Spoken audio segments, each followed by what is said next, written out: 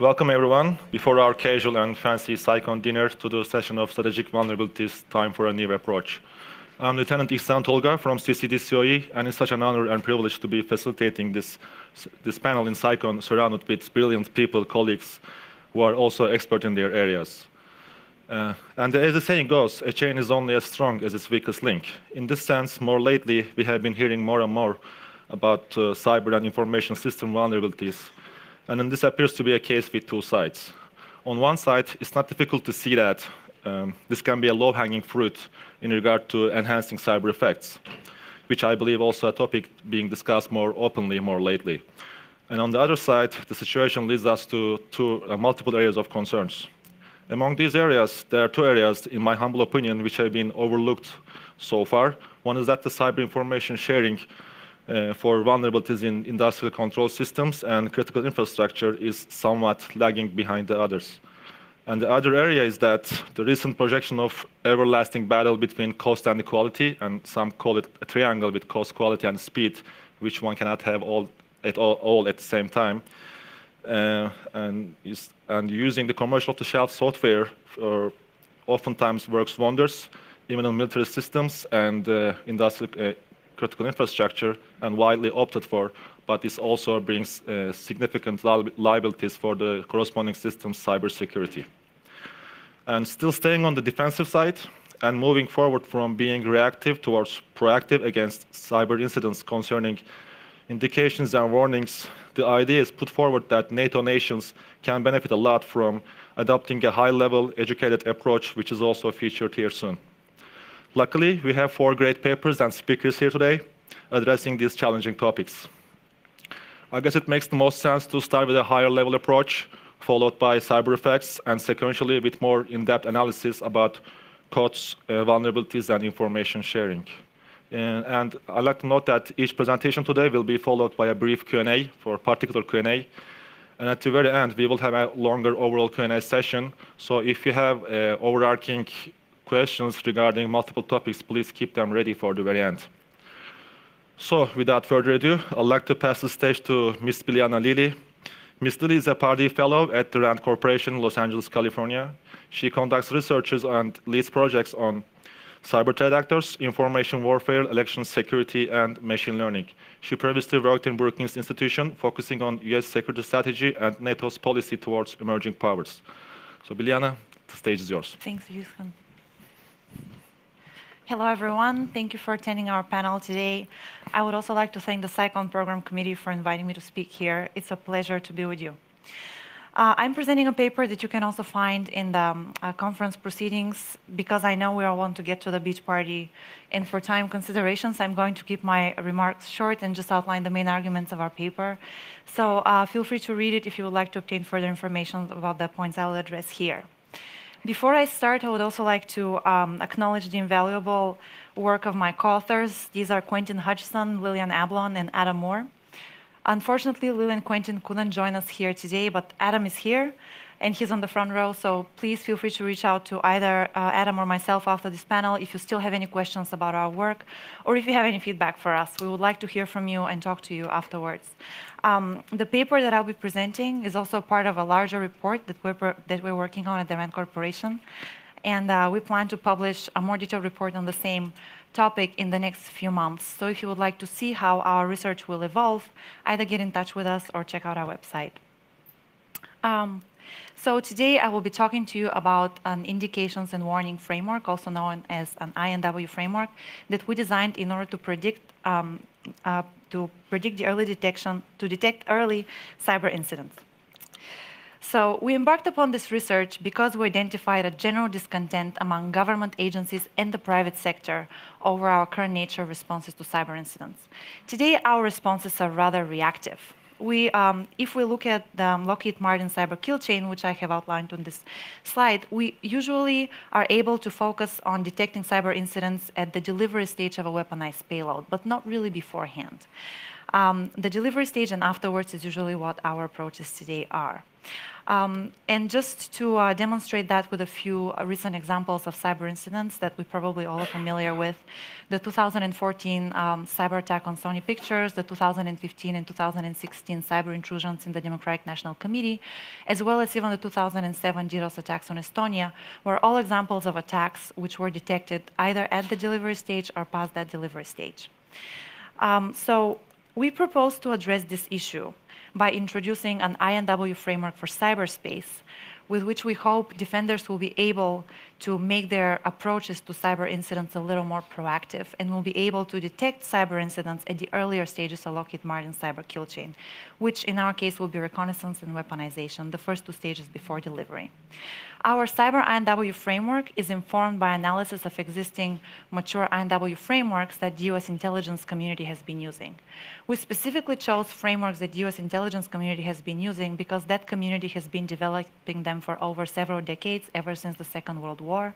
There's enough publicly available literature on them, and also enough information on the methodological pitfalls that one should consider when applying those frameworks. For all those reasons, those frameworks seem very appropriate to base a cyber INW framework on. So with that in mind, we asked ourselves the first question: what is INW? How does the US intelligence community understand it and define it and apply it? And how does the cyber community understand it? And as we were conducting our research, we realized that there's a significant terminological divide between the cyber community and the US intelligence community on what INW is. The US intelligence community has a fairly well-established understanding of this concept. To them, it's a process to detect and report information that forewarns of hostile activities. In other words, it's a structured way of addressing threats and monitoring threats. And the US intelligence community has been using INW frameworks to monitor the activities of state and non-state actors, usually in non-cyber domains, which are air, space, sea, and land, but not in cyberspace. However, as we all know, the DDoS attacks on Estonia in 2007, which are one of the main reasons why we're here today, placed cyber operations and cyber capabilities among the tools of statecraft and necessitated an adaptation of those traditional INW frameworks to the cyber domain. That's why, however, despite the fact that cyber has been growing in importance, there's still a lack of understanding of what cyber INW is to the cyber community. There are various schools of thoughts, and certain cyber experts have different opinions on what type of data should be included in a cyber INW framework and what the temporal scope of that analysis that should be included in a cyber INW framework should be. So regarding the type of data, some analysts believe that only technical indicators should be included in a cyber INW framework.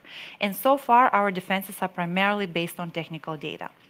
Others have started to adopt the idea that technical and geopolitical indicators should be included in such a framework. Regarding the temporal scope, some analysts believe that only information up to the delivery stage of Lockheed Martin's kill chain should be included in the analysis, while others believe that information past that stage should also be included in this analysis. Because of those diverse opinions, we decided to standardize our understanding of what cyber INW is, and we created our own definition. You can read about it in our article, but in brief, we think that cyber INW is an approach that is focused on collecting and analyzing information for the purposes of creating indicators that will facilitate the early detection, prediction, and early warning of cyber incidents relative to one's information environment. So every word in this definition matters to us.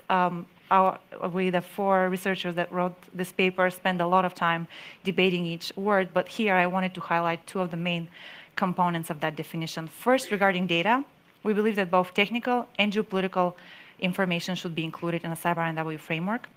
We believe that the geopolitical element is especially important because it can help us identify additional triggers that will help us predict attack in the early stages of Lockheed Martin's kill chain. Second, in terms of timeline, we also believe that information of a cyber intrusion along the whole 7 stages of Lockheed Martin's cyber kill chain should be included in this analysis in order to be able to comprehensively address the adversary playbook. With that definition in mind, we embarked upon crafting the contours of our own cyber INW framework. And we started by looking at already existing INW frameworks by the US intelligence community. Here I have listed a few of the frameworks that we examined, and we also described them in more detail in our paper. But a few I wanted to highlight here are the Lockwood Analytical Method for Prediction, which is also known as LAMP, but don't Google LAMP, it's not going to give you the right answer in Google, just write the whole method. The second one is the DoD's Defense Warning Network Handbook. We also looked at some more recently published frameworks that were informed by an analysis of existing intelligence INW frameworks, but were applied to cyberspace. And one of them is the INSA framework, also known as the Intelligent National Security Alliance framework. What those frameworks are, in essence, are a series of steps that describe an analytical process of data collection, analysis, and reporting. And they vary in the number of steps that they have, and they vary in the emphasis they place on each step. However, we also realize that they contain some commonalities. For example, all of the frameworks recommended that first defenders identify the threats that their organizations face, and also identify the assets that they have to defend. Also, the frameworks recommended that each defender should develop attack scenarios based on the malicious actors that they're likely to face, and then build indicators based on those scenarios. We also identified certain deficiencies in those frameworks, namely the fact that there wasn't enough information on what data should be included in those frameworks, from where the data should be collected, how it should be analyzed, what methods should be used for its analysis, and how it should be prioritized. Another thing that we thought was lacking was application. There wasn't enough information on how exactly do you apply those methods in practice. So with that in mind, we decided to create our own practical approach to cyber INW, where we tried to retain the common elements of those frameworks while still trying to correct for some of the deficiencies that we found in them. So our framework consists of 4 steps, and it's threat-based. So in step 1, we advise that defenders define their priority intelligence requirements, also known as PIRs. PIRs is a term used by the military, US military community, and it's well defined in US military doctrine. One of the documents, for example, you can refer to for further information is JP 2-0. PIRs are components of information that are deemed critical for timely and effective decision making. In other words, they're a set of questions that an organization poses to itself in order to understand which are the greatest threats that the organization faces. And in our particular framework, we recommend that defenders start by asking themselves the following question. Which are the groups, the particular groups of intrusion sets that are most likely to pose the greatest risk to my organization and to my systems?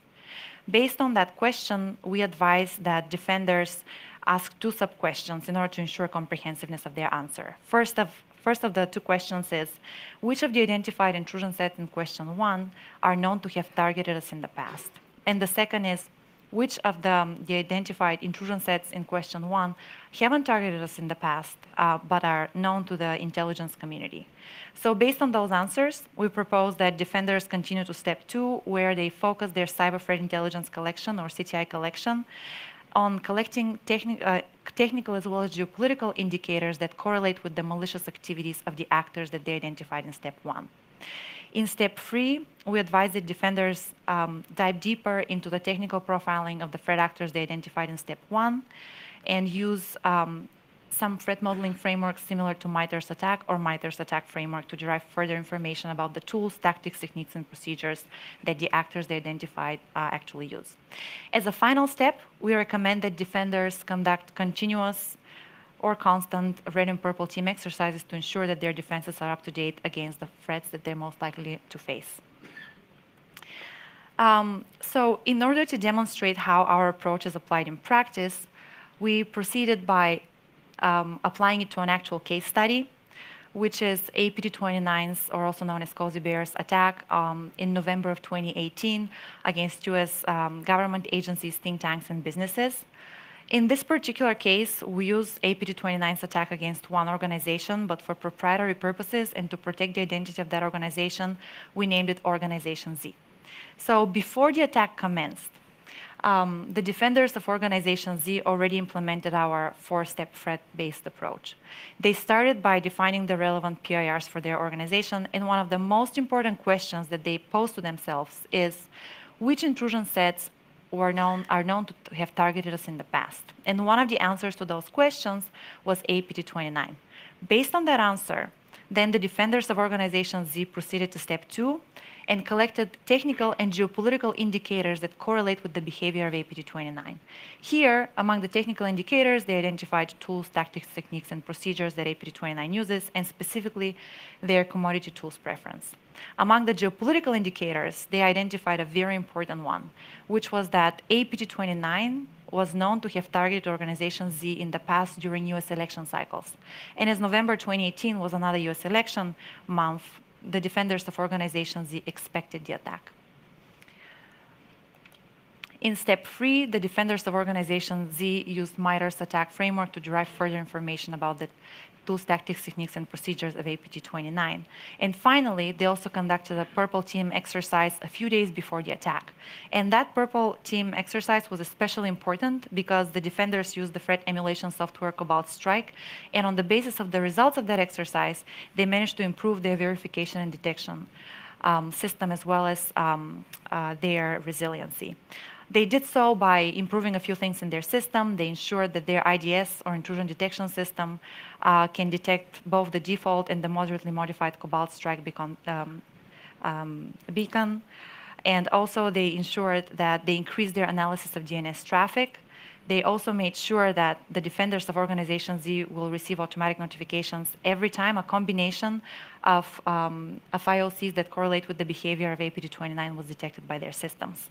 So on the basis of those improvements, then Organization Z was prepared when APT29 attacked the organization, and they managed to contain the attack in less than 1 hour.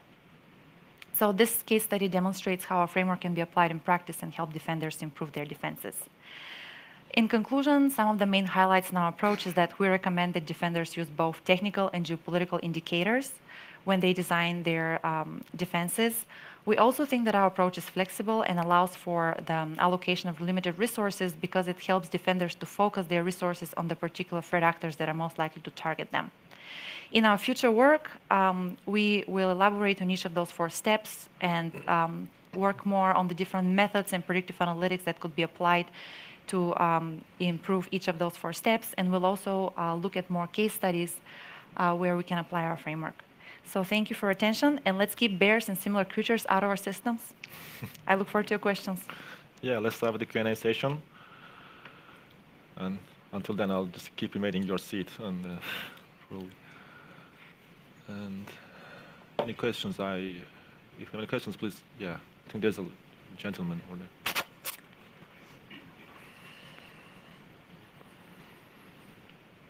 Thank you. Good afternoon. My name is Hong Lee. I work over at National Defense University in Washington, D.C.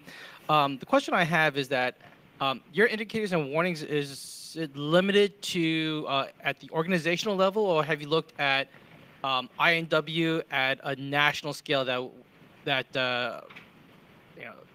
decision makers at of a country that there are certain INW that they can see to indicate a large scale attack?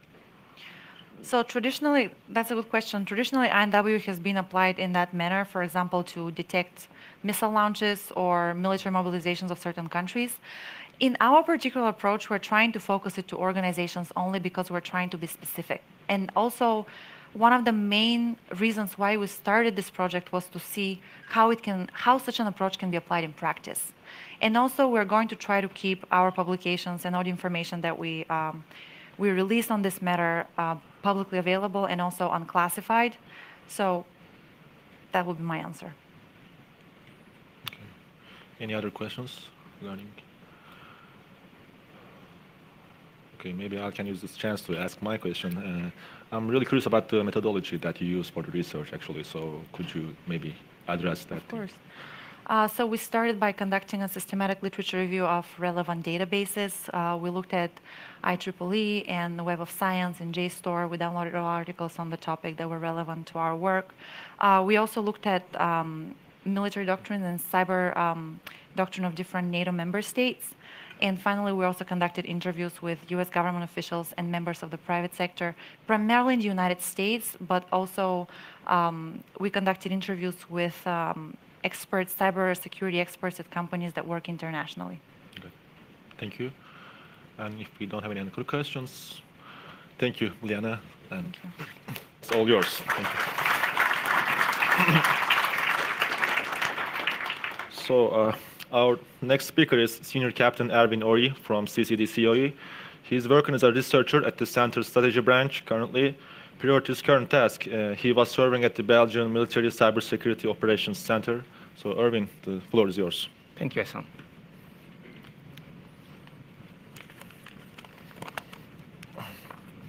So welcome, everybody. Since I'm from the CCDCOE, it's more like a home game. So I'll try to tell you something about recommendations for enhancing the results of cyber effects or cyber operations, offensive cyber means. First, I'm going to tell you a little bit why we did this research. This is not really part of the research, but it gives an idea why we were investigating this. Offensive cyber is getting more and more attention in NATO and Western countries.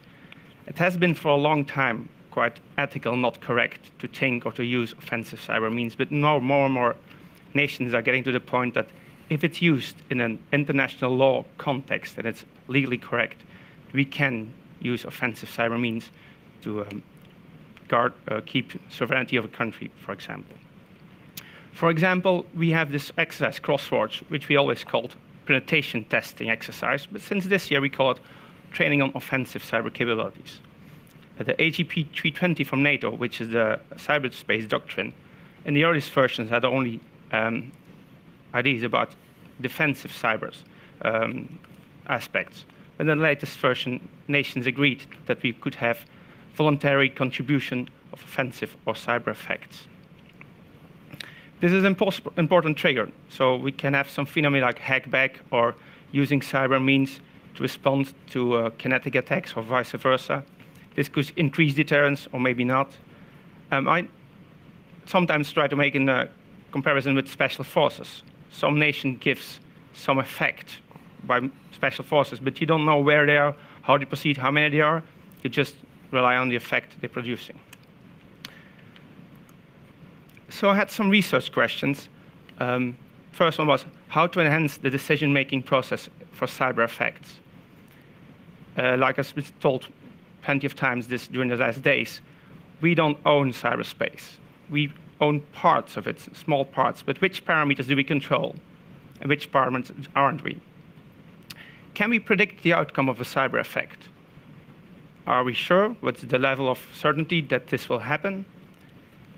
Can we predict that we can measure the outcome? We do something. Is it possible to measure what is done? And last but not least, maybe the most important question we had is what to do to integrate cyber effects as a lateral support from one nation to an organization or from one nation to another nation. So I divided my paper in two parts. Step one is the measure and predicting these cyber effects. And the step two will be the execution of the effects. First important thing I think we should make is the order of effects. We got a first order, second order, third order of effects. First order is typically something which happens in an organization, in a factory, for a mission, which happened in the IT domain. Afterwards, we can go to second order effects, which is still the same mission, the same organization, but it goes to outside the boundaries of IT. And the third level effects are long-term effects, are maybe changing people's behavior, changing public opinion, having financial impact, international relations. To give you an example of these three levels of these three orders of effects, if you take the NotPetya attacks in 2017, the first order effect would be just hacking the software, which was a tax-paying software in Ukraine. The second order effect would be a company like Marx used this software, got totally breached, and they didn't have any operations anymore. They were not able to know where the ships were, to do any operations. And the third level of effect would be something like nations attributing out other nations. So some nations attributed Russia for the attack. I think the US also did some financial impact measurements. So these are third level of effects. Secondly, we have cognitive and physical effects. Cognitive is more changing people's minds, intervening with elections, influence operations, stealing information. And we got physical effects, like we saw in Stuxnet, for example, where we physically modified some hardware to disrupt the system. Then we got measuring the effects. Measuring the effects are more like questions one should ask themselves. Is it possible to measure afterwards disturbance in the system, or just I do something and I don't even know if it has happened? Is it possible to measure the first order effects, or we have to wait for second order effects, or maybe only third order effects? Are there possibly impacts on my own mission if I execute cyber operations or cyber effects? So the next step is estimating the effects. For estimating the effects, one might try something at home. We reproduce the target system and we try to build it and attack it and see what happens. But systems nowadays are systems of systems interconnected, so most probably our test setup will not completely match with the real setup. And mostly we don't even know what a real setup is because people changing software, patching, updating. So it's very difficult to estimate or to replicate, to copy the target system. We don't have enough test data. Test data is probably highly secure or highly protected. We don't share information about this one, so it's going to be difficult to estimate the outcome. And like I said before, one of the main problems we have to the very sensitive nature, or at least nation states think, that it's very sensitive, we keep this information for ourselves. We get very good sharing of information nowadays on the defensive side, and criminals and hackers and financial gain, mostly in the dark web, sharing information. But on a nation state level, we are not there yet to share this kind of more sensitive information. And then one which is very few researched, almost nothing, to how do we estimate collateral damage? What if we do a cyber effect, do a cyber operation, and unintentionally we change data? If it's personal data, it's causing injury or loss of life. What if it's and we penetrate friendly forces, which we don't know they use the same system, or the same operating system, or whatever tool? Can we estimate third or second or even third order effects? Can we know of the political outcomes or anything? And if we have a vulnerability, which we make an exploit for, and we don't fix it because we might use it, our own systems might be vulnerable. So if we keep it in our pocket to use it later on, how vulnerable are our own systems if somebody else figure out the same vulnerability? So those questions should be asked, I think, before we start thinking about cyber effects. Then dependencies. You see from bottom to top, we got increasing threats and risks. The size of the circle is the importance of the thing. A military C2 system we own, we can change, modify, harden, do whatever we want. But if we go, we also need military operations, which we are using contractors, critical infrastructure from the host nation. So things we are not controlling so well. But the ultimate goal is to have our mission. And our mission depends on so many things we as military do not control. So energy, medical, financial, transportation. So that's what makes cyber a very different domain of operations, and why it's harder, with its advantages and disadvantages. So if we go and look for the information environment, we might do some information warfare. The information warfare means information operations. Information operations are multiple. And just to give an idea that we have to take into consideration all of those. We have electronic warfare, which we all know for decades. We're using this, so there's nothing special, but it's a part of information war operations.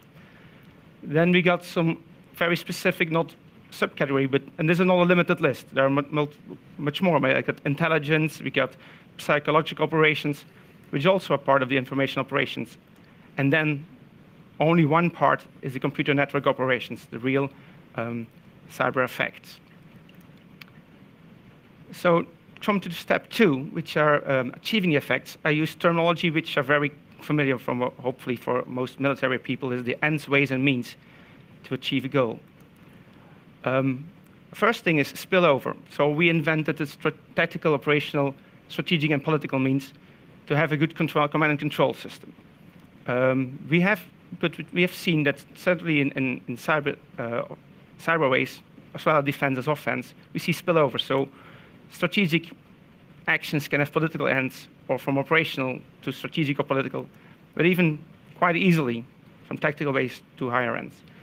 I'm not saying this is not happening in traditional warfare in land, maritime, or air, space, but it's just much easier. Let's say that, for example, the level of decision goes to that strategic command, to the tactical command, and a tactical cell hacks a mailbox, and the mailbox happens to be an important someone who has impact on political level.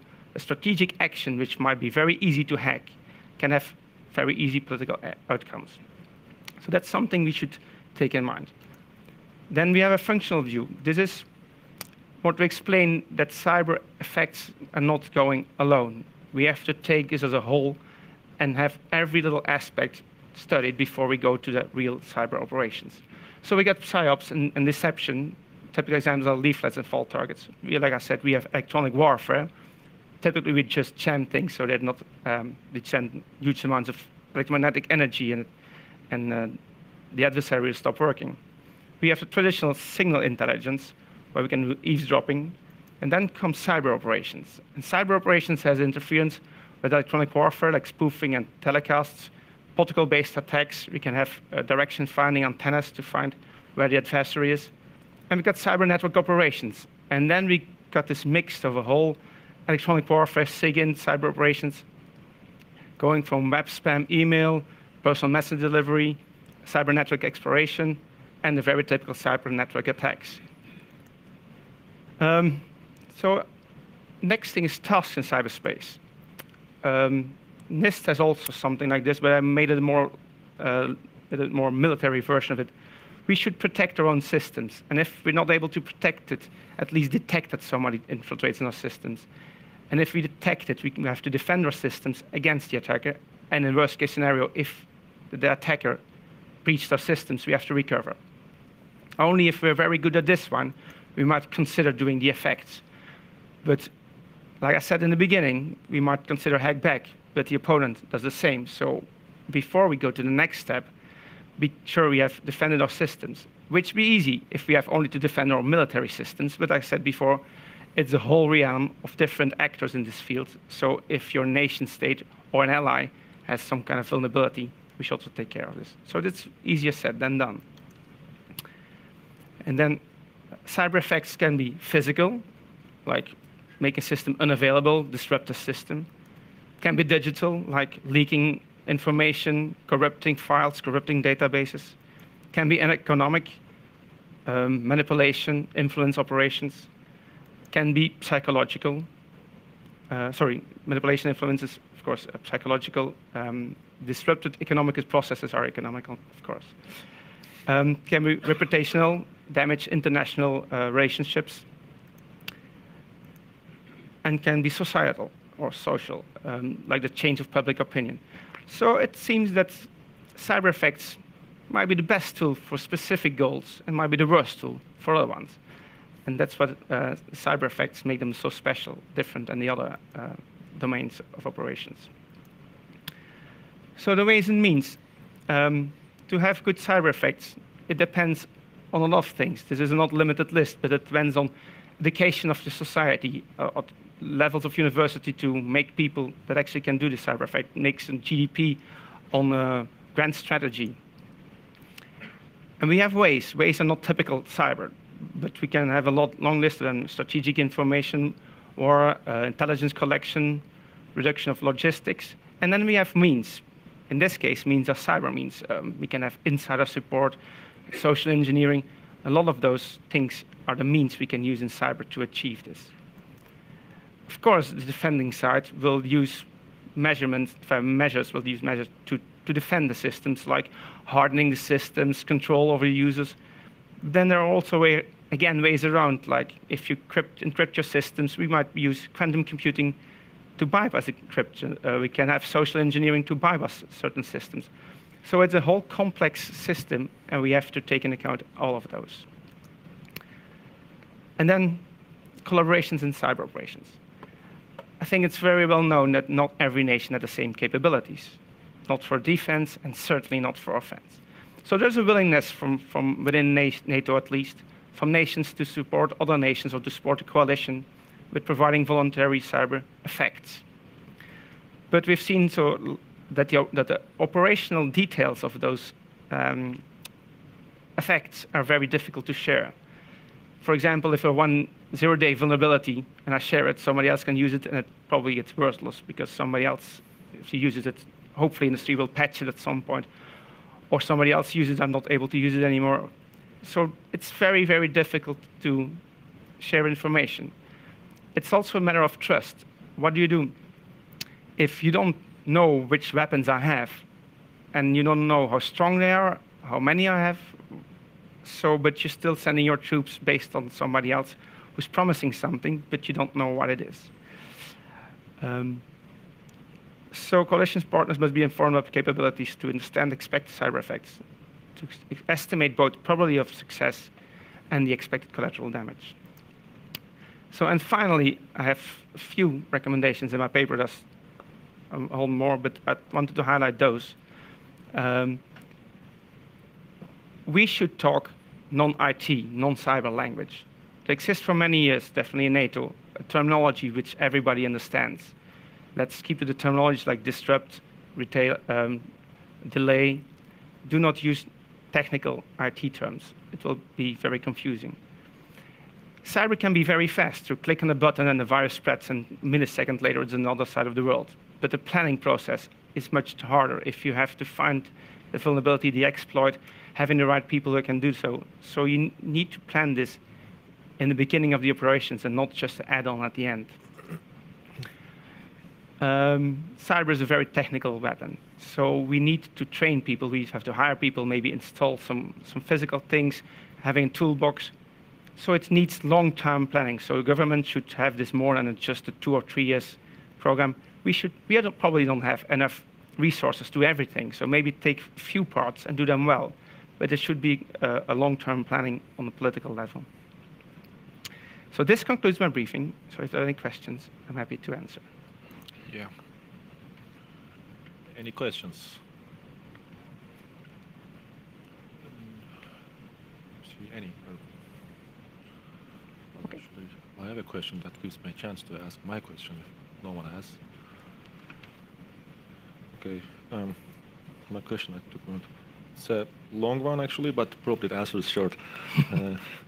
Yeah, like cyber operations and lateral support, considering that in an environment with many-to-many relationships, like considering the allied nations, how do you project that an operational commander or tactical commander can know what kind of cyber effect to request? Like he picks out of a portfolio, or the allied nations can, or like when, or in that case, how does he know that this cyber effect can fit in any area or in any target? I think NATO is struggling with the same problem, and also it's a food for thought, actually. Like that. Yeah, it's a food for thought. But I think NATO is heading in at least to define the road. They created CyOC. They created probably some members, which will be permanent or temporarily in NATO, which have technological background and to know what capabilities the nations have, to have a close community to discuss this kind of topic. But I think it's a problem that NATO faces nowadays, and they're working hard to solve this very difficult problem of sharing of information, not telling too much, but still enough to have confidence in each other. Yeah, kind of, yes, that's what I... Oh, I think we have a question from gentleman. Yeah, thank you, Brad Bigelow from SHAPE. First of all, it's not in any of your slides, but it seems like you're presuming that all cyber effects are offensive. And first of all, in terms of application of operational practice, I would argue that the reality is the vast majority of militarily relevant cyber effects are going to be defensive for probably quite a long time to come. So first of all, I think it's important that when we look at planning these as capabilities, that we recognize actually we have most of the toolbox today, and we know what that toolbox is, but we need to figure out how we use those to employ from a maximizing operational effects standpoint. I think it's also critical to understand that details of what individual cyber capabilities offensive are going to be very limited in access for a long time to come. I think that's a reality we understand. So some progress has been made to accept that's there, but how it's going to actually be employed is going to be, it's going to take some time to develop. And it doesn't help to exaggerate what the magnitude of the impacts of offensive cyber effects are going to be. You know, if you simply look at what's available in free press, open press, by however mechanism it's gotten out into the wild, you'll find the capabilities. And the best example is the Mueller report, which is rich with RRA information. And what you find is it's the dumbest, cheapest sort of hacker 101 things that they're taking advantage of, which actually is the good news of that is those things are still effective, and they're probably going to be militarily effective. So I think this is a great effort, but I think it needs to be taken forward out of theory into operational practice. And how do you see that happening? I mean, you've made a good start here, but where do you see it going with this? Thank you for your question, sir. I think it's an excellent question. Like I said in the beginning, I'm a researcher for CCDCOE, so we are more like an independent think tank. This paper is not a solution how to do it. It's more like a food for thought paper to open discussions, to have a discussion on things which for the moment may not have been discussed so openly. So I invite you to have a more open discussion so we can find a common way how to proceed and to see to which extent we can have some of these theoretical ideas in practical terms. But I do agree, sir, that it's far for tomorrow that we will have this perfect in place. Yeah. I think we have room for one more question before we continue with the next speaker. Okay. Thank you so much, Ervin. Thank you, Sam.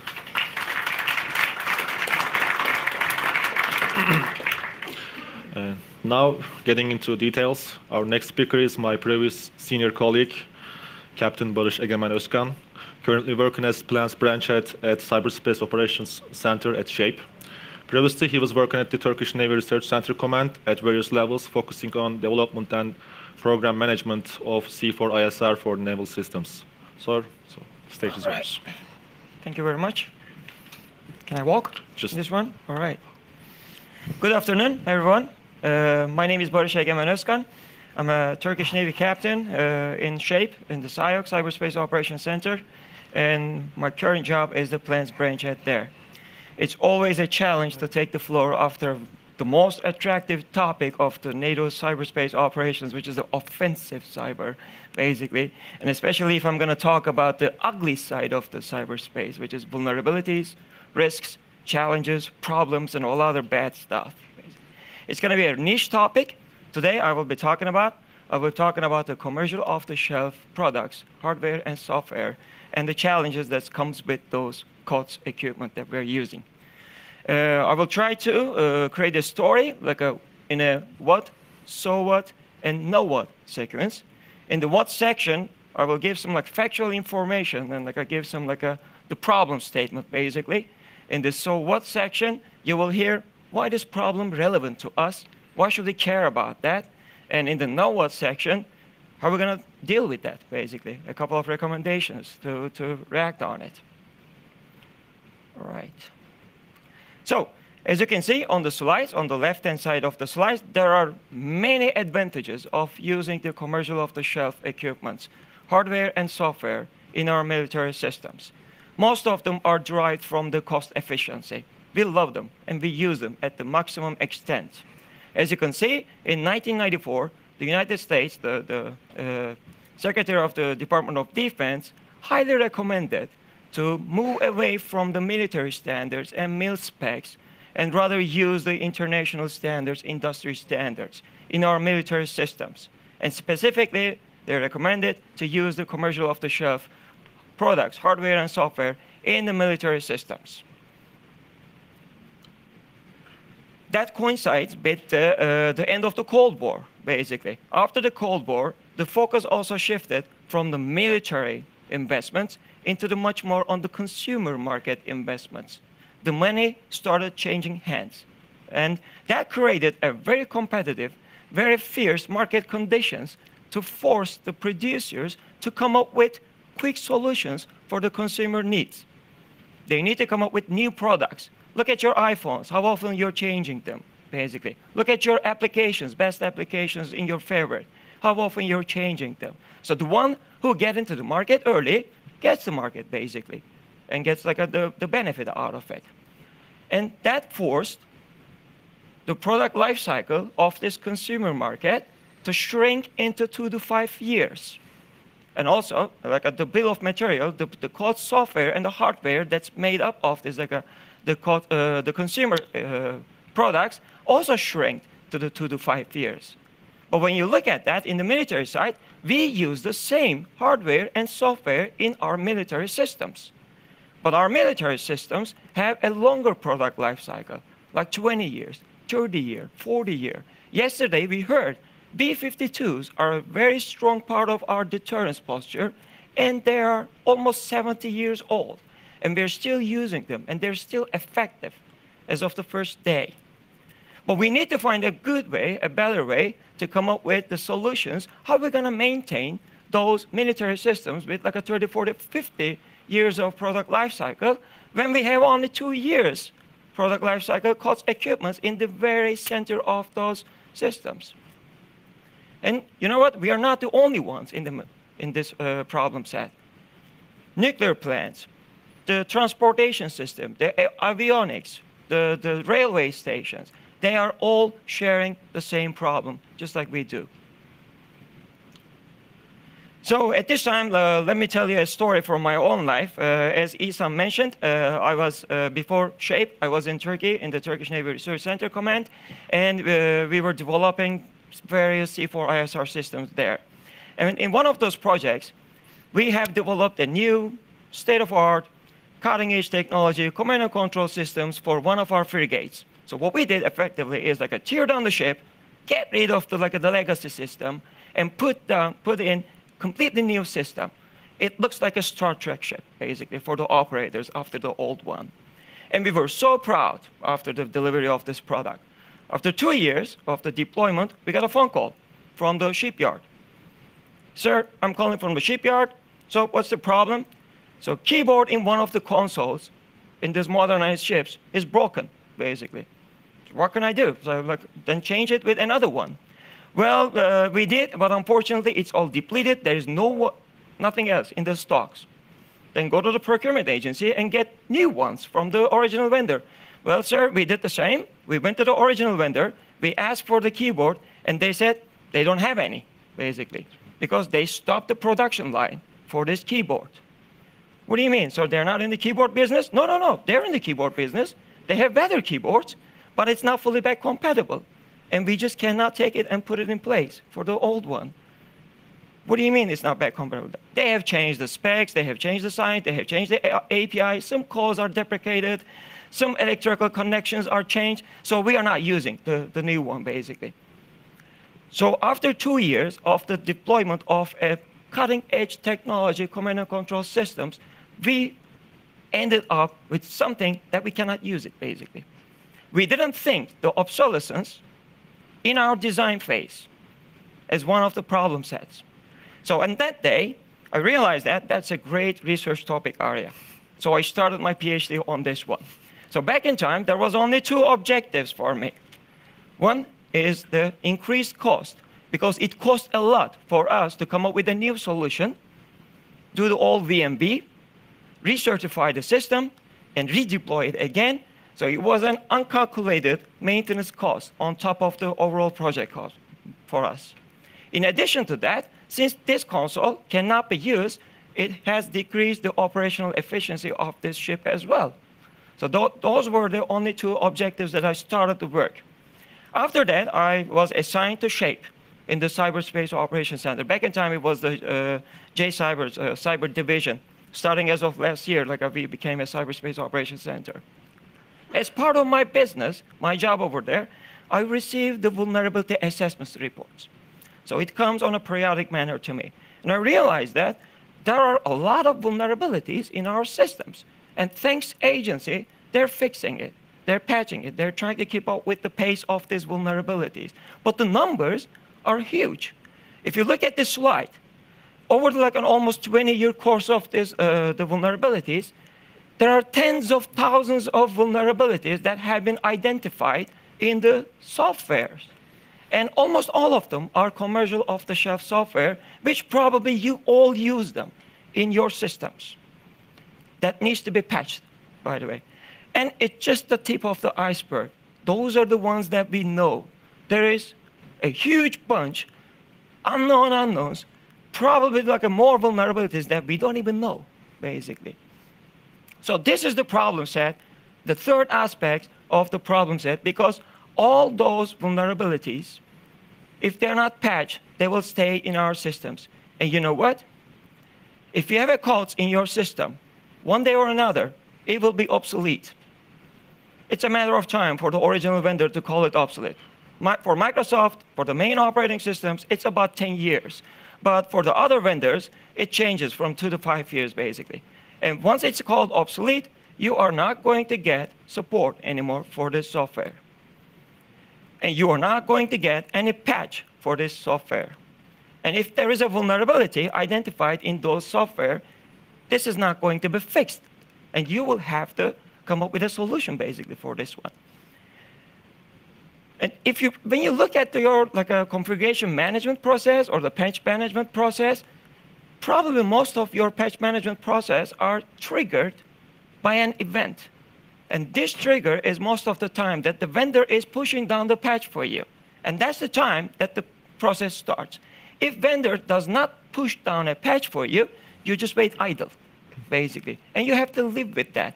Only if you're super good and proactively looking at all vulnerabilities and try to mitigate the problem by yourself, basically. So that was the third problem set that I needed to address in the obsolescence management. So we are not the only one in here. Military is just one of them. When you look at this map, energy sector, transport sector, financial sector, the communication sector, all these critical infrastructures are subject to the same threat of the obsolescence, the unpatched vulnerabilities that is either there because of a sloppy design, sloppy implementation, and a sloppy check, unit test, verification, or intentionally seeded in there to be exploited sometime in the future. So this could easily lead into a national security problem if it's not properly addressed. So this is what, and so what? We got a problem, so we got to solve it. So in our proposal, we have a comprehensive approach that proposing to address this problem at 2 layers.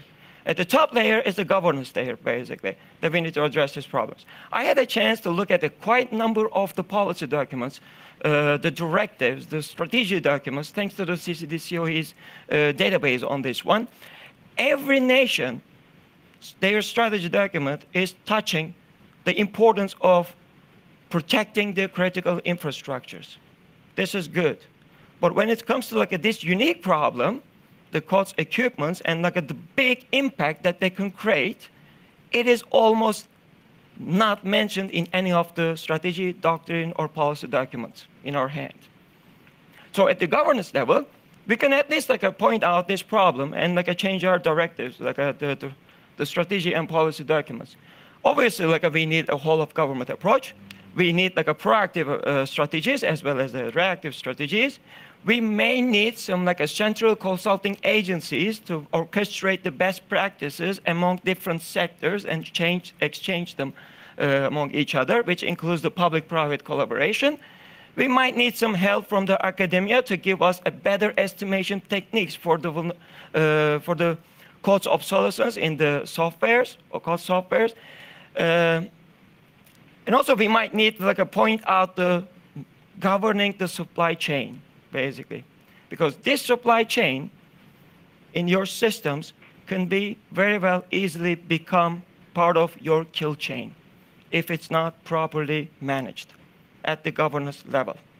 That's all I'm going to say on this matter. At the management level, there are very proactive and like a reactive measures that you can follow. Some of them are listed on the slide, and the details are in the paper for your reading pleasure. That I got it from the US CERT and the GCHQ. So there are many like mitigation techniques that you can use. But at the management level, we need to follow a balanced solution, because we are dealing with different community of interest in this manner. At one part, the operational community is trying to get the best benefit out of the system. All they care is to get the job done, no matter what it is, basically. I came from an operational community. This is what I cared for. Get the job done, basically. But on the other hand, the budget holders and the service providers, they are trying to keep it at a manageable level. They're trying to minimize the cost, because the money, the fundings are not endless. It's not infinite. So they don't care as much as like the operational efficiency that the operational community has. They all care like much more on the funding side, the budget side. And recently, like we are sitting over here, there's a security community of interest, and they are caring much more of the security of this, like the systems. So they want to have like less vulnerabilities. They want to have like a maximum cyberspace security in our systems. And you know what? All these three objectives, maximizing operational efficiency, minimizing the costs, and maximizing the cyberspace security, they are all conflicting each other in terms of the solutions that they're asking for. So in that manner, then we have to find a balanced solution that meets all objectives equally, or that upsets all objectives equally. All right. So in this manner, our proposal is to approach it as a multi-objective decision-making problem with different objectives. At this time, we have only 3 objectives, but it's scalable, basically, to maximize efficiency, maximize security, and minimize the cost, to end up with a set of Pareto optimal solution sets, which is not dominating each other, and let the decision maker to pick one of them depending on his or her preference and priority. So in this slide, you can see just one use case that 2 software have been called obsolete. So we got 3 solutions in the Pareto set. The decision variables are which mitigation technique that we're going to use and what time we're going to apply this mitigation technique. And as you can see in the last 3 columns is the fitness value of the 3 objectives. So they are all non-dominated, the Pareto solutions. It's ready for decision maker to pick one of them. So if I need to wrap it up, I think I'm done, almost done in my timing. You can forget everything what I said, but at least remember those bullets in the last slide over here. We need to recognize the mismatch between the product life cycles of the mother system and the COTS hardware and software that's in the bill of material. And COTS hardware and software is not the problem. We have to learn how to live with that. But not managing the risks associated with the COTS hardware and software, that is a problem that we need to address. And due to the excessive use of the vulnerabilities in those COTS software, it can easily lead into a national security conflict. And the impact could be very high if it's not properly addressed. That's why we are proposing a multi-criteria solution to produce a balanced approach to reflect the different needs of different objective functions. And last but not least, do not let your supply chain to be part of your kill chain. Thank you very much for listening to me. If you have questions, I can answer. So, do we have any questions?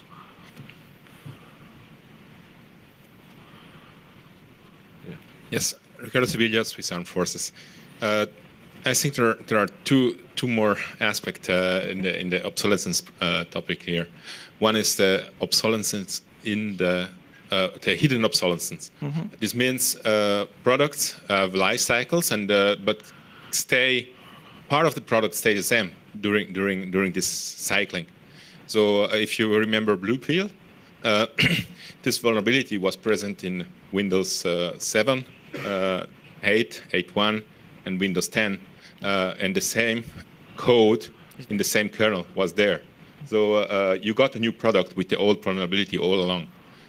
So this is one part of the problem. And the second is products tends to be driven by, I say, bigger market trends like cloud computing, etc. So the solutions that we often need in the military field are, let's say, a second in a row. So the on-prem solution that you would like to have on your ship is not the one that you are getting as the best one. It's just a second best one. Yeah. How can we handle that? All right. So the first point that you raised is a very valid point. When we look at the software design methodologies, we are moved into like an object-oriented designs and the component-based designs, that we tend to use the existing components that we use, and we know that it works fine, and carry on this into newer versions. And guess what? As you just said, once this is called obsolete and vulnerability is a find for the newer version, the patch is developed for this one, but not necessarily for this one. So this is a valid point. For the second question, I think that was the answer of this a balanced solution would be the answer to your question, because we all tend to look at the problem from our own angle, basically. The operational community, working on board ship, they care I want the ship, the system work, basically. But there are many other aspects that needs to be taken into account. I remember that in one of the test activity that I was being part of it, I was so stubborn to agree with the system because it didn't meet the requirements, basically. We just needed reject it. And one of the 2 stars called me in and said yeah, I understand your concerns, but we need this ship on the way for some other reasons. Okay, so let's just go with that. We can fix it later on. So there might be some a strategic level or some other aspects that we didn't think, that we didn't know, but due to our position, but they're valid concerns for the others that needs to be taken into account. So yes, you're right, but we do not have the overall coverage for the information, basically. Okay, yes, please. I'm gonna stay over here. Hello, my name is Maxim. I'm a private businessman, and I'm coming from the industry background, so I can feel the pain. I thank you very much because you actually highlighted this question that I was wondering about throughout these 3 days, like how military is actually trying to keep up with this, with own standards, what you mentioned, that 30, 70 years, thinking forward with this very rapidly changing cyber world. So my point will be that about your balanced approach. So in the past 10 years, we've seen this problem that basically every 1 or 2 years, we have completely changed the vendor, the solution, the complexity of the system grew completely. In 10 years, 10 years ago, we didn't have anything that we have now. Mm-hmm. And the main point is that the vendors that were trying to go for the balanced approach, they actually achieved some kind of mediocre product that in the end of the day, our clients rejected. So they either went for low cost, quickly, replace, every year there, or 2 years, they agreed to completely replace the system. Or the other clients decided we want to pay more, maybe considerably more, but we want 10 years support, 15 years support. Yeah. And actually, if you look at the market, for security products, the Bosch, for instance, as a vendor, is still producing the same legacy equipment they used to produce 10, 15 years ago for these sites Subway, for instance, or whatever, these kind of strategic sites. So did you had any kind of validation for your methodology of producing some kind of balanced product? And is it something you've tried, or this is a first step towards some control? Yeah. Thank you. the model that I've been working on had only two objectives. It is as a scope of the PhD, basically. So the last one, the cybersecurity one, is just like a recently added into that. So for the first two objectives, I can answer that I have a model with the use cases. But for the third one, no, we don't have the use case yet. But as a conceptual, like the model, I can add it up, this third objective, and if you can have the data basically, and we can feed into that and see what the part of the solution set will come up with. Thank you. All right. Thank you. And I think we need to fast forward a bit, sir. So I'm good. Thank you for your speech, wonderful speech. Yeah. And it's time for me to test the fourth seat, actually. Our last speaker is Mr. Daniel Kaplan Zafra, Senior Threat Intelligence Analyst in FireEye Cyber Physical Team. Mr. Kaplan is coming from a multidisciplinary background covering IT, consulting, journalism, and architecture in the energy sector. So Daniel, the stage is yours. Thank you. Sorry. Okay, first of all, thank you for everyone for being here. This is the last talk of the day, and I know it's going to be a bit challenging, so I'm going to try to make it very entertaining, or at least as quick and simple as possible. What I want to talk about right now actually follows up on what our peer was presenting a second ago. We want to get more into the specific cases, into what you can actually do, and not just present the challenges, but some ideas into how to solve some of these problems. So this is the longest title you've ever seen, but the big important thing here is information sharing and vulnerabilities in industrial control systems. First of all, to give some background about what we mean with industrial control systems and why we mention critical infrastructure here. Critical infrastructure refers to any industry that is vital for, let's say, the functioning of a specific country. It can go from water, energy, to finance, for example. In this case, we focus only on the cases that actually have to do with industrial control systems, which are those devices beyond computers that basically make it possible to automate processes and to monitor them. So it's basically anything beyond the computer. When you group it, actually, it's called operational technology. And then basically it includes, for example, logical controllers, it includes sensors, actuators, safety controllers, and a bunch of different things that we won't get into right now. So a bit of more background, let's go into the scary thing. So you see where this is coming from. Basically, we have seen differently from IT, where we are seeing like millions of incidents, and it's a credit card, and then it's the data stolen, and it's whatever. In this case, we've only seen 5 big incidents. And actually, one of them, the German steel mill, is actually a myth. It's like it exists, but it doesn't. No one really knows. So the first one was Stuxnet, and that's when industrial control system security was actually created. What happens is basically a worm was created to delay the Iranian nuclear processing. And, well, it succeeded. That's what we know about it. I'm going to talk a bit more about that one. But 6 years later, we saw Trident. Actually, FireEye precisely went to one of the energy facility, responded to this incident where a threat actor developed malware specifically to target safety instrumented systems. This is very important because this is not Windows, this is not Linux, this is not software. It goes much beyond that. Like the threat actor actually exploited multiple weaknesses throughout the full chain until they got into the industrial network and eventually developed this specifically for a specific product from Schneider Electric whose protocols are not open, that most people don't actually know even that exist. So what we saw here in common, and the reason why this paper came into like an idea is, at least 4 of these cases, the 4 that are well documented, share something, which is that in all of them, there have been known vulnerabilities exploited. For example, in Stuxnet, this was the case. There were some Microsoft vulnerabilities exploited. So the worm was set into Microsoft machines, and then it would expand, let's say, to logical controllers and to search for specific models so that it can start doing whatever it wanted, right? The same thing we saw in the other cases. The 2015 in Ukraine, for example, the power outage.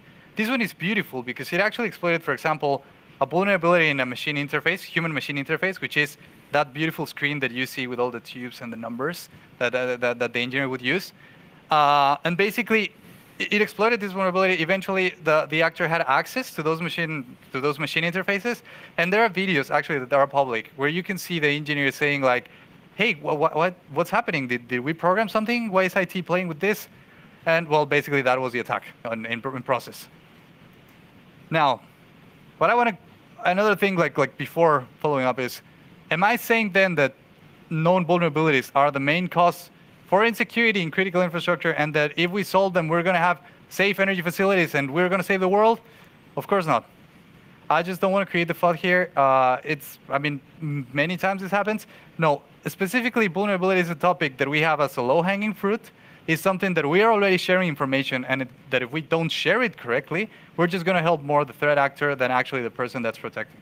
So that is why this is very important. However, there are many other different layers of security that I'm not covering right now, and that are probably much more, or at least equally important.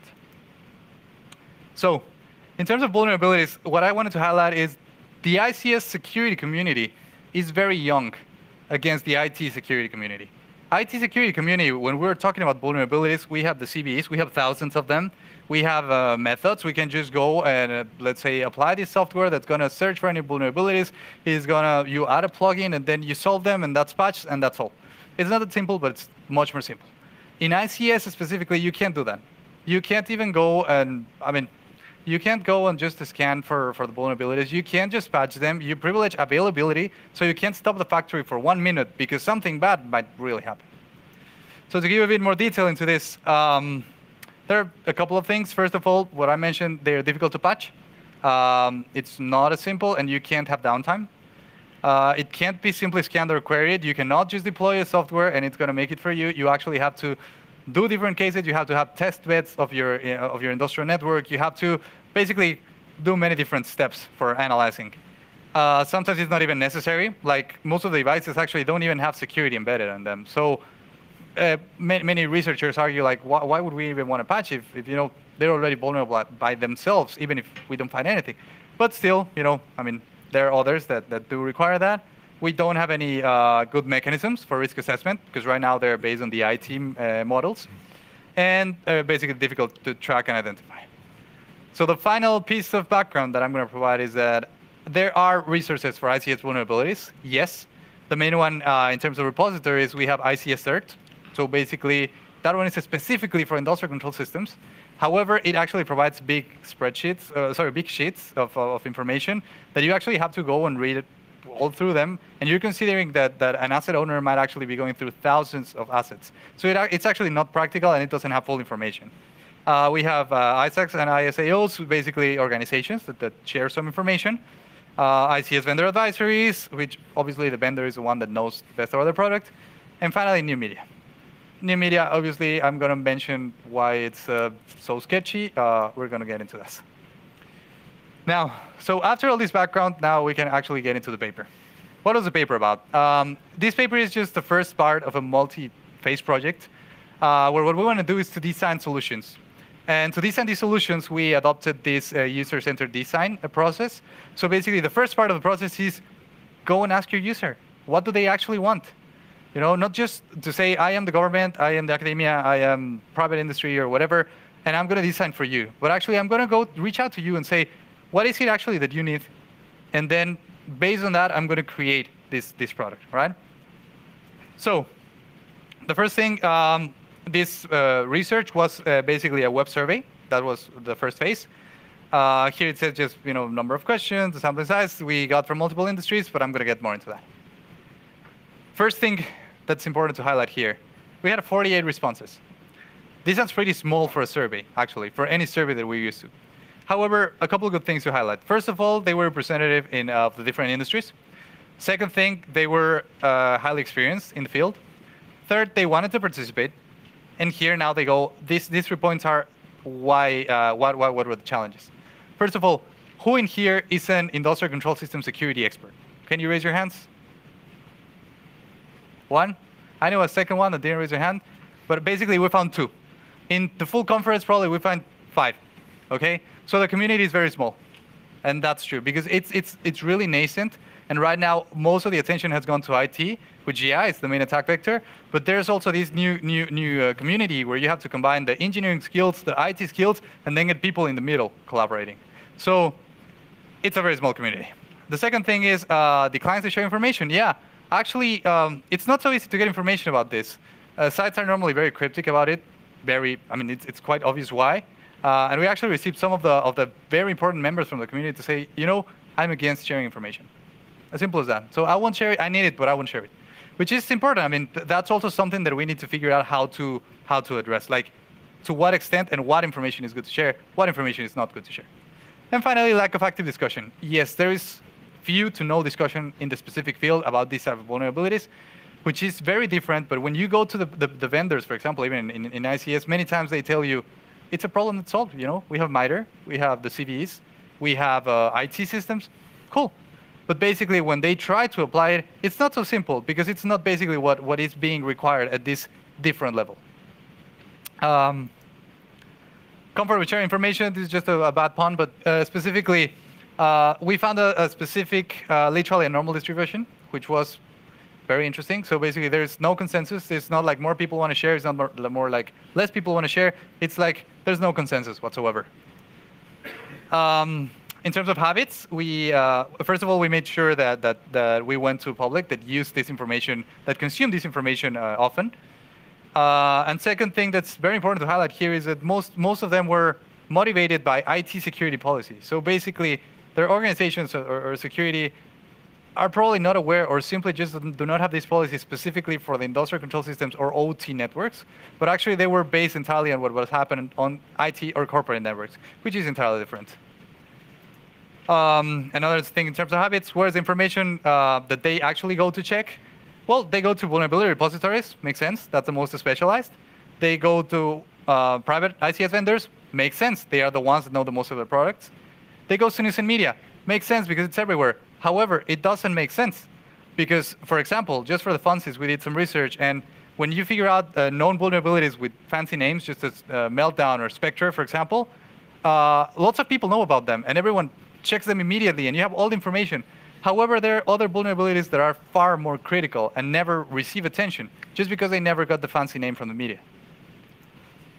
In terms of challenges, first of all, we found, that 46% were dissatisfied, but only 11% found no barrier. So absolutely everyone said there's something to do. Not really, that's not rocket science. It happens in any policy. There's always something to improve, but at least half of them really wanted a lot of things to improve. And one individual highlighted problems with scalability. I'm going to be quick because I want to keep on time and not keep you here for all the time. In terms of the needs, we found that people is mainly interested in the repositories and alert feeds. Again, it just basically makes sense. However, we highlight these yellow points because that means that the asset owners were also interested in going after regulated forums or community-driven forums. Given the fact that the patches are not so easy as I just pull a patch plugin and it happens, there are many different, let's say, mitigations, alternative mitigations, and different things that asset owners can do. So basically, by having this speech, this communication among the community, you might actually get to better solutions. However, again, this is not so simple. I mean, this is just an initial exploration, and to do that, we would need to look more into different options. So the needs, again, people prioritize the quality of information. So a lot of them believe the information is not up to their standards, which many security organizations have actually pointed out. We have few organizations working on this. The money sometimes is not even there. So how are we going to go about getting more information from more vendors, mainly from like smaller vendors that can't go and invest into this area? They're interested also in usability, accessibility of the platform, basically interested in how to use these platforms and how to consume this information. So I'll streamline to here because this is really where I wanted to get into. The key points that I wanted to get from here is, first of all, insights from ICS stakeholders for the design. Yes, you have to listen to your user. That's the main thing. If we continue doing solutions, piggybacking on IT portions without listening at the different disciplines and trying to connect, probably we're not going to reach the results that we want. The second thing is, this paper offers an initial step. It does some exploration. However, it intends to spark thoughts and to mobilize the community. It intends to get some discussion going on. It doesn't intend to be, like we're solving the world. It intends to say, like, okay, we get some exploration. Look, there is interest and there is no consensus. How can we start going about that? And then the next phases would be more about design. So that's basically the fourth point. The learnings from this research are intended to go into how and what types of platforms can we define and how can we define them so that this happens. This comes more from the informatics and user experience perspective that we try to involve here. Basically, this is very interesting because even when you go to engineering fields, for example, when you see a human-machine interfaces, oftentimes I saw a talk when someone was presenting on, hey guys, you know, I went with some people, asked them how to do it, and then I designed these beautiful interfaces. And people was like, whoa, this is beautiful. Yeah, it's actually useful. If you see some of the interfaces that are designed without taking this into consideration, they're unreadable, unusable, and simply crazy. I would go crazy using something like that. So it's very important to consider, finally, the last point, again, which is thinking about the users, reaching out to the specific user of technology. And this applies not only in ICS, but also in IT. When we go about doing, now in the broad term, when we go about doing policy, when we go about doing recommendations, when we go about finding solutions, we definitely have to listen to the community. And this is like, from my opinion, we can't just go and say, we are going to enforce this, or we're going to create this platform, we're going to solve the world for everyone, unless we actually go and talk to users, talk to the IT people, talk to the engineers, talk to the cybersecurity, talk to the, depending on the topic, right? So that was all. Further research, mainly the idea is what I was mentioning. Let's go and develop this type of research so that we can jump into creating the actual solutions. And well, I mean, yeah, we're interested in information sharing. Right now, we just touched the point of ICS vulnerabilities. However, there are other fields for information sharing that should be considered. Like, for example, about threats, incidents, and impacts. That is not so simple. And in ICS, it's almost right now still cryptic. It's opening, but there's still a lot to discuss. And for those of you searching for research topics, those are beautiful ones. And that's all. Thank you.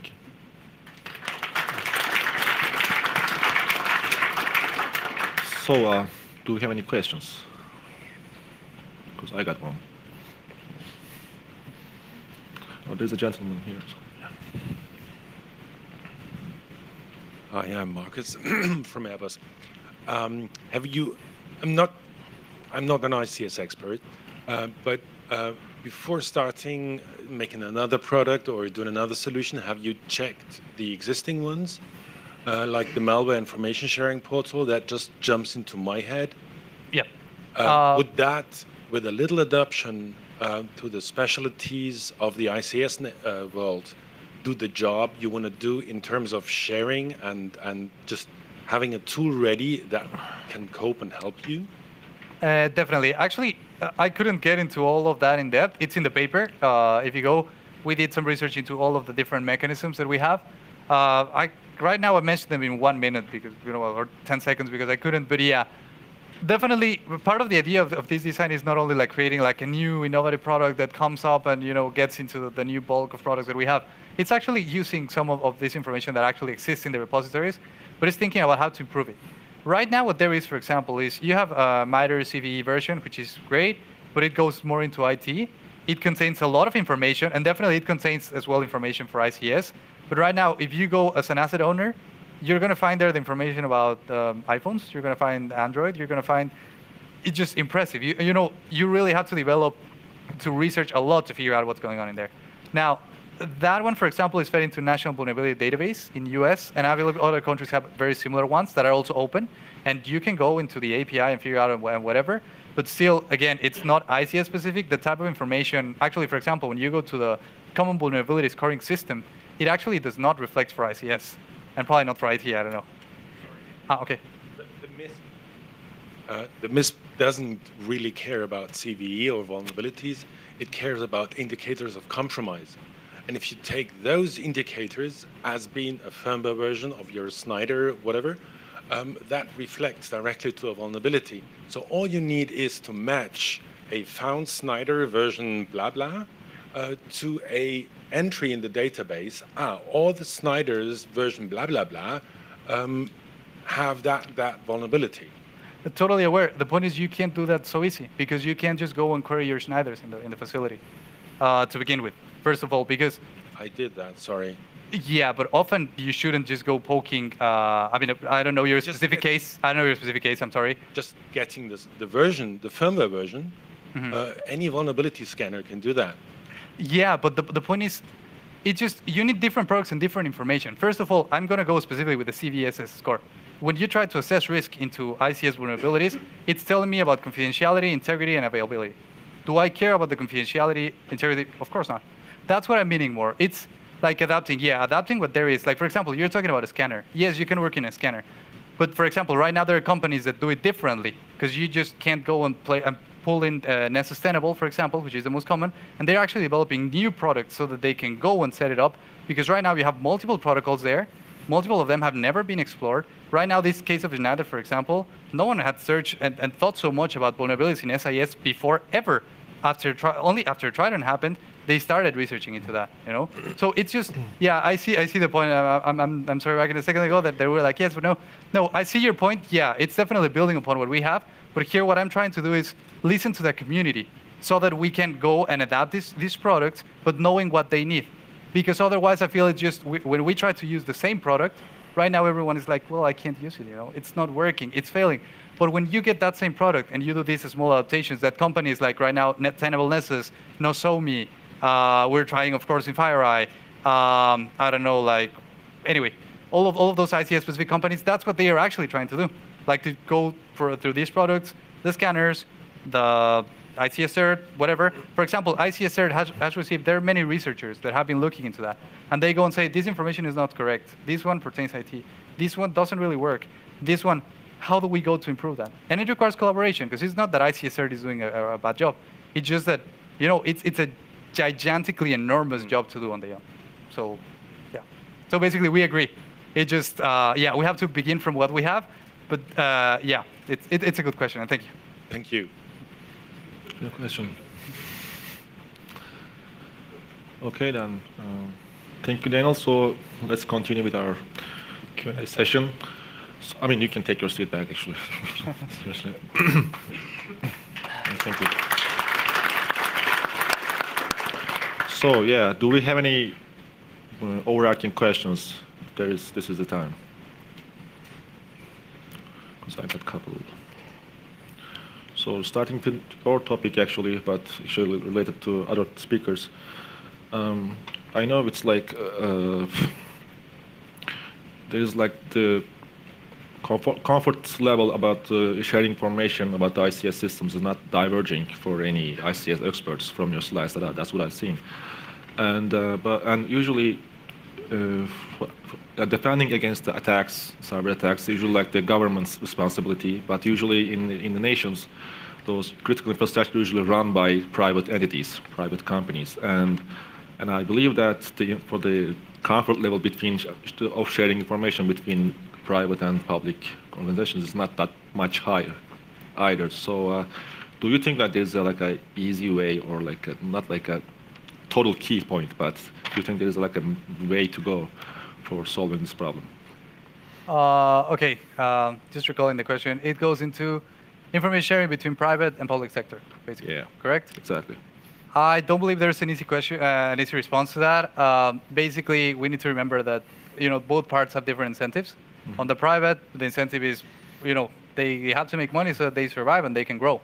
At the same time, most of the companies that I know, and the good ones that we actually know about, have this sense of responsibility, and they do collaborate with governments, with people, and follow different sort of guidelines that are actually set in the industry many times, right? Like, for example, responsible vulnerability disclosure. Yes. It's government, but it's also industry, and from the type of the government, well, you just care about protection, and you're not going to care that much about the financial incentives.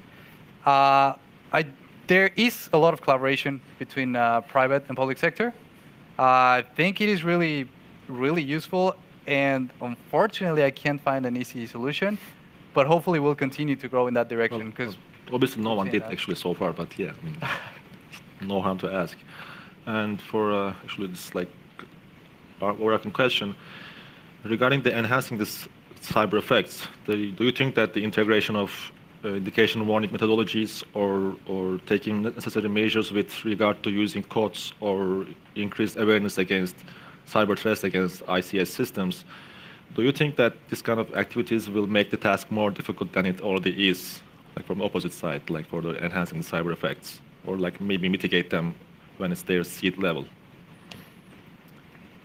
Thank you. I mean, it's like a, can even bounce the ball, but yeah. I focused more on cyber effects. But also, one of my slides I said we have to first defend our own systems. And it's already very hard. It's almost impossible nowadays. And with this connecting these ICS systems to the whole grid, it gets even worse. So it's becoming really a system of systems. I don't know where the end is, but sharing of information on all sides, ICS, defensive, offensive, whatever, I think is the only key for success in this one. So, do you have any remarks on?